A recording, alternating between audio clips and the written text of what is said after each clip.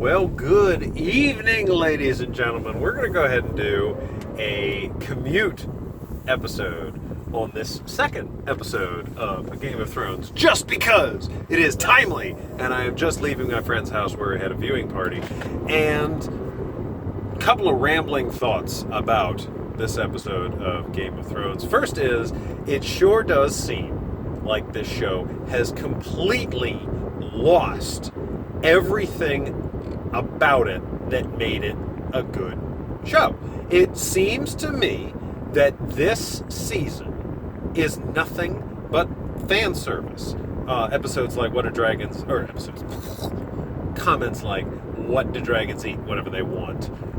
The only thing about this show that seems to be worth watching is the thing that everybody seems to hate, and that's Brandon Stark. And of course, I've been a Brandon Stark guy since a long time, and I'm not trying to say, oh, I'm some kind of Svengali or anything, trying to, I'm certainly not saying I'm clairvoyant or I understand the concept of the show from the get-go.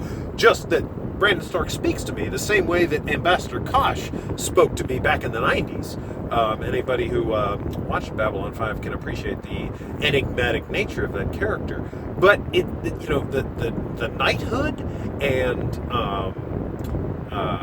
the couplings and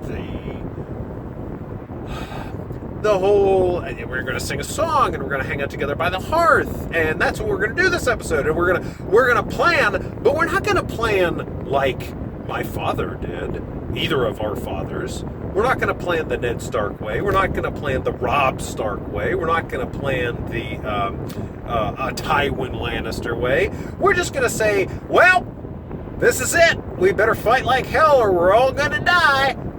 And then, of course, Brandon, he wants me.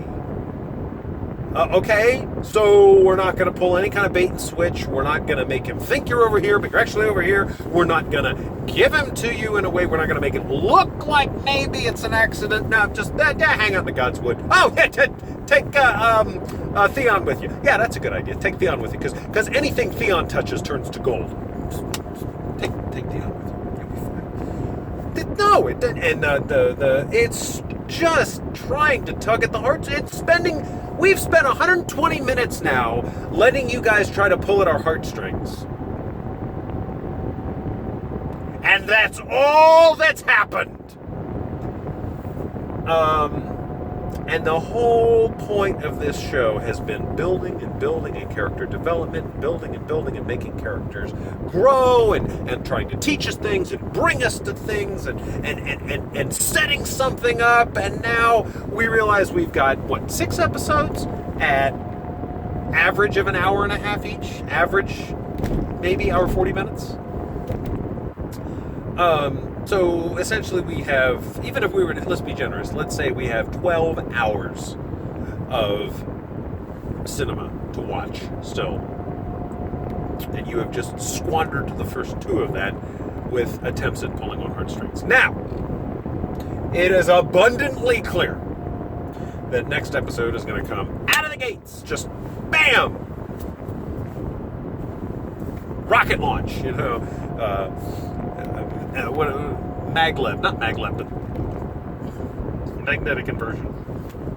Come on, roller coasters. What do you mean? That's the roller coasters that magnetically launch you as quickly as possible. That's what I was going for, and failing miserably. Yeah, that's where we're going. I mean, that's clear.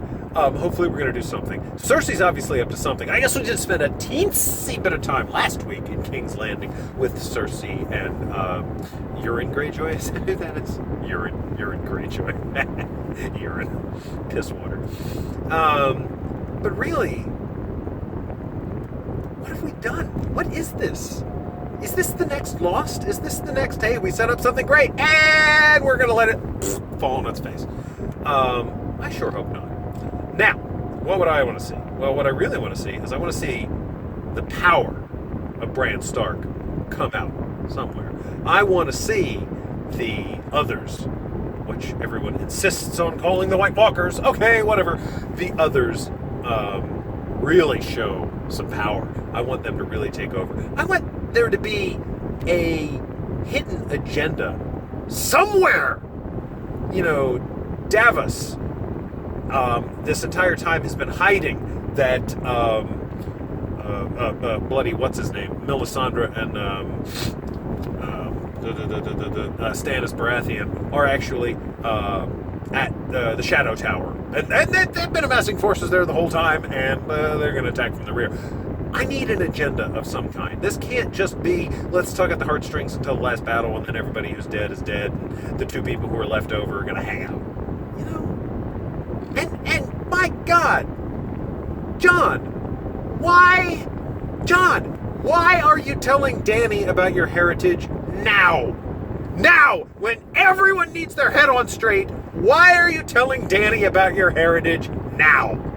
Couldn't you have, done it yesterday? Or wait until tomorrow? Now is the worst possible time!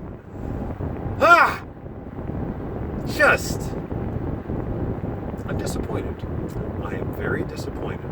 Especially because Brandon Stark, if you're going to turn out to be the Night King, will you set something up, please? Will you... Okay, you're going to be in the Godswood. Maybe that's it. Maybe the fact that he's choosing to be in the Godswood is significant. Maybe he's going to, touch the tree and warg his way down to some other place that has a Godswood or something. Maybe that's the trick. But, I mean, the whole idea of him being touched by the Night King in the first place, to me, is completely ridiculous. This underground realm in the north is safe. I've made it safe, unless you touch that tree. But I'm not going to tell you not to touch the tree. I'm not going to warn you at all. I'm going to assume you're going to be a good boy, even though I'm about to give you, incredible amounts of power. So saith, bloody what's his name? The guy from Star Wars and Needful Things. Yeah, that didn't make any sense either. Hope next week's better.